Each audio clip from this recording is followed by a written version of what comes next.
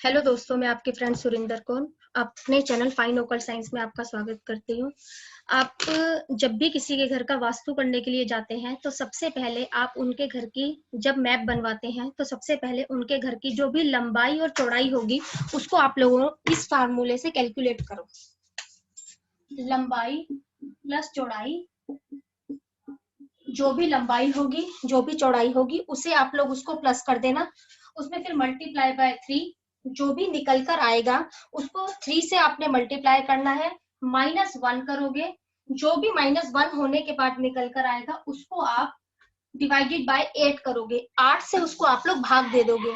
जो भी आपके पास रिमाइंडर बचकर आएगा, जो भी रिमाइंडर बचकर आप लोगों के पास आएगा, यदि रिमाइंडर 1, 3, 5, 7 निकल कर आता है तो वो घर आपको शुभ फल देगा। और यदि रिमाइंडर 2, 6, 4, 8 निकल कर आता है तो घर आपको अशुभ फल देगा। अब ये किस मामले में शुभ फल देगा और किस लिए अशुभ फल देगा? अगर जहां पर अशुभ फल देगा उसकी हम रेमेडी कर सकते हैं। शुभ फल देगा वो तो देगा ही देगा, लेकिन जो ये 3 नंबर निकल कर आएगा, यहाँ पर कई जगहों पर सावधानी बरतने के लिए कहा गया है। इसको हम लोग अपनी क्लास में ही समझते हैं कि किस तरीके से सावधानी हम लोग बरतेंगे। लेकिन आप लोगों का जो भी रिमाइंडर अगर इनमें से आएगा तो इसमें आपको अच्छे फल आएंगे और इसमें आपको खराब फल आएंगे। ये उनके ज्यादा काम आएगा जो लोग किसी के घर का वास्तु करने के लिए जाते हैं। तो एक बार इसको आप लोग लगाकर देखिएगा। और जब भी हम किसी के घर का वास्तु कर रहे हैं तो हमें क्या चीजों का ज्यादा ध्यान रखना चाहिए कि किसी के घर की जब हम लोग कुंडली बनाएंगे तो हमें क्या क्या बातें ध्यान में रखनी चाहिए। सबसे पहली बात कि उसके घर में रोशनी कहाँ से आ रही है।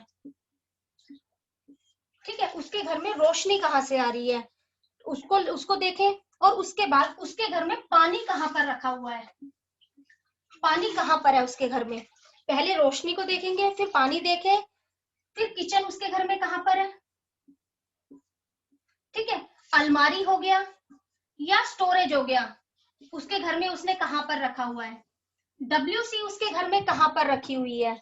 और क्रोकरी का सामान उसने अपने घर में कहाँ पर रखा हुआ है। और सजावट का सामान उसने अपने घर में कहाँ पर रखा हुआ है। आप इन चीजों को ध्यान में रखकर सामने वाले के घर का वास्तु करें। उस व्यक्ति को भी फायदा होगा और आप लोगों को भी काम करने में अच्छा लगेगा, क्योंकि ये सारे हमारे प्लेनेट हैं और ये प्लेनेट एक एक कारक तत्व को बताते हैं कि वो कौन से कारक तत्व को लेकर चल रहे हैं। अब जैसे रोशनी बोला तो रोशनी हो गया सूर्य का कारक, पानी है तो चंद्रमा। तो आप उसका कुंडली बनाएंगे उसी टाइम पीरियड पर कि उसके घर में ये चीजें कहाँ पर है। कुंडली बनाई, उसी तरीके से उस हाउस में हमने भर दिया इन प्लेनेट को। जब हम इन हाउस में इस प्लेनेट को भर देंगे ना तो उससे हमें ये पता चल जाएगा इस हाउस में ये प्लेनेट अच्छा है या इस हाउस में ये प्लेनेट अच्छा नहीं है। और उससे हम सामने वाले को प्रेडिक्शन दे सकते हैं। अब हमारे पास 3 प्रकार के घर होते हैं। 3 प्रकार के घर कैसे होंगे हम लोगों के पास? 3 प्रकार के घर ऐसे होंगे। एक तो व्यक्ति की कुंडली हो गई जिससे हम सामान को आगे पीछे कर सकते हैं। और एक हो जाएगा व्यक्ति का शरीर जो बॉडी पर रेमेडी करके दे सकते हैं। और एक हो जाता है व्यक्ति का घर। इस तरीके से कहा गया हमारे पास 3 कुंडलियां होती हैं जो 3 कुंडलियां काम करती है। पहला आपका शरीर, दूसरा आपका घर और तीसरी आपकी जो कुंडली है वो। आपको हमारी वीडियो यह पसंद आती है तो प्लीज इसे लाइक, शेयर एंड सब्सक्राइब जरूर करें। Thank you.